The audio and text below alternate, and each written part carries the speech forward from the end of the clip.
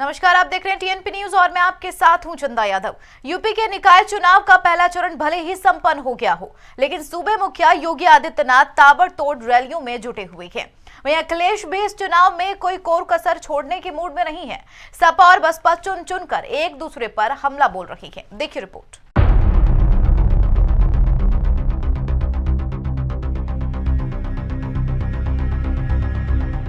निकाय चुनाव का पहला चरण 4 मई को संपन्न हो गया, लेकिन चुनावी जंग अभी खत्म नहीं हुई है। राजनीतिक पार्टियां दूसरे चरण के लिए ताल ठोक रही हैं। 11 मई को होने वाले वोटिंग के लिए बीजेपी ने प्रचार तेज कर दिया है। सूबे के मुख्यमंत्री ही नहीं, बीजेपी के 20 से ज्यादा दिग्गज नेता यूपी निकाय चुनावों के प्रचार में ताबड़तोड़ रैलियां कर रहे हैं, जहां वे कानून व्यवस्था को लेकर विपक्ष की जमकर क्लास लगा रहे हैं। लेकिन उनका स्पेशल टारगेट सपा और अखिलेश यादव है।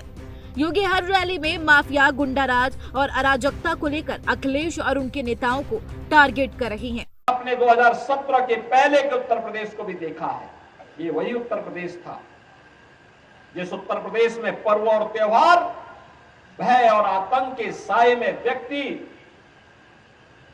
कांपता था। पर्व और त्योहार आते थे, लोगों को लगता था पता नहीं अब क्या हो जाएगा। लेकिन आज आप देख रहे होंगे, पर्व और त्योहार आते हैं, लोगों के घरों में खुशहाली आती है। पर्व और त्योहार के सही मायने आज पता लगते हैं। आज प्रदेश में कर्फ्यू नहीं, दंगा नहीं, आज तो उत्तर प्रदेश में सब और चंगा ही चंगा है। और भाइयों बहनों, इसलिए है क्योंकि सरकार की कार्रवाई जीरो टॉलरेंस की है। जो लोग पहले आतंक के बल पर गरीबों की संपत्तियों पर कब्जा करते थे, व्यापारियों से रंगदारी वसूली करते थे, आज गले में तख्ती लटका करके जाने के लिए मजबूर हुए हैं। योगी इस चुनाव को लेकर फुल फॉर्म में है। बीते दिन योगी ने बुलंदशहर, हापुड़, मेरठ, गाजियाबाद में सभाएं करके पूरे मंडल को एक दिन में नाप दिया। यहाँ भी उन्होंने प्रदेश की कानून व्यवस्था और विकास को ही मुद्दा बनाया। योगी ने कहा कि यूपी में दंगे नहीं होते, यहाँ शांतिपूर्वक कांवड़ यात्रा निकलती है।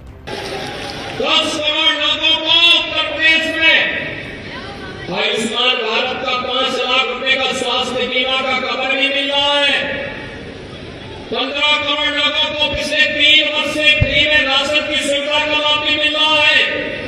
भाइयों बहनों, ये काम 17 के पहले भी हो सकता था, लेकिन 17 के पहले जो लोग सत्ता में थे, विकास और गरीब कल्याण का उद्देश्य नहीं था। उनको इंफ्रास्ट्रक्चर से ही मतलब नहीं था, गरीब से ही मतलब नहीं था।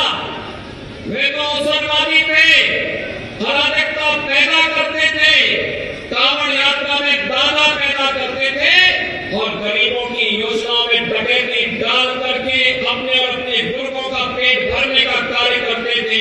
इससे 2 दिन पहले योगी आजमगढ़ पहुंचे थे। यहाँ भी वे सपा सरकार पर जमकर बरसते नजर आए।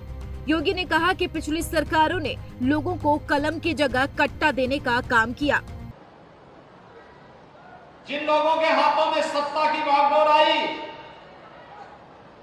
उन लोगों ने आजमगढ़ का दोहन किया।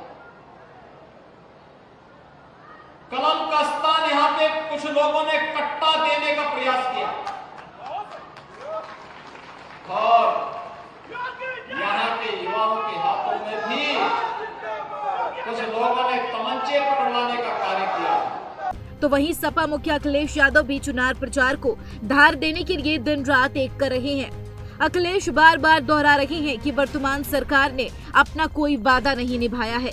अखिलेश भी विकास और महंगाई को मुद्दा बनाकर बीजेपी पर हमला बोल रही हैं। ये सड़क नीचे है कि नाली ऊपर है, पानी कहां से निकलेगा। और एक ऐसी सरकार जिसने अपने पहले 5 साल के कार्यकाल में और इस कार्यकाल में जो शुरुआत हो गई है, जो नाली न बना पाई हो, नाला न बना पाई हो, पानी का निकास का इंतजाम न कर पाई हो, वो पार्टी कैसे उम्मीद कर सकती है कि वो उसके पक्ष में मतदान होगा। तो आरोप प्रत्यारोप का दौर जारी है, जिसके चलते दोनों पक्षों में वार पलटवार का सिलसिला तेज हो गया है। लेकिन चुनाव के दूसरे चरण की बात करें तो अब सभी दलों के लिए मेयर के 7 पदों को साधने की चुनौती है। इसी चरण में बीजेपी को अग्नि परीक्षा से गुजरना है, क्योंकि मेरठ और अलीगढ़ से पिछली बार बीजेपी के लिए हार की खबर आई थी। इन सीटों पर तब बसपा ने जीत दर्ज की थी और अब उसी जीत को दोहराने के लिए बसपा ने वहां से मुस्लिम कार्ड खेल दिया है। इसके अलावा पार्टी को शाहजहांपुर और बरेली में काफी जोर आजमाइश करनी पड़ सकती है। हालांकि बरेली में बीजेपी का पलड़ा भारी माना जा रहा है, क्योंकि वहां से महापौर रहे उमेश गौतम को दूसरी बार मेयर का टिकट दिया गया। उमेश शहर में विकासवादी और कर्मठ महापौर की छवि रखते हैं, जिसके चलते बीजेपी ने एक बार फिर उन पर भरोसा दिखाया है। वहीं शाहजहांपुर की जनता पहली बार मेयर के लिए मतदान करने जा रही है, लेकिन सभी राजनीतिक दलों के पास इस समय बगावती नेताओं से निपटना बड़ी चुनौती है, जिसका असर निकाय चुनाव पर पड़ना लाजमी माना जा रहा है। बहरहाल समय के पहिए के साथ योगी का रथ भी फुल स्पीड में यूपी के जिलों का चक्कर लगा रहा है। ट्रिपल इंजन की सरकार बनाने के लिए वे लगातार दौड़ धूप कर रही हैं। उधर विपक्षी दल भी चुनाव जीतने में पसीना बहाते नजर आ रही हैं, लेकिन ये तो आने वाला वक्त ही बताएगा कि निकाय चुनाव में किसकी तैयारी कितना रंग लाएगी और किसके हिस्से में हार आएगी। Bureau report, TNP।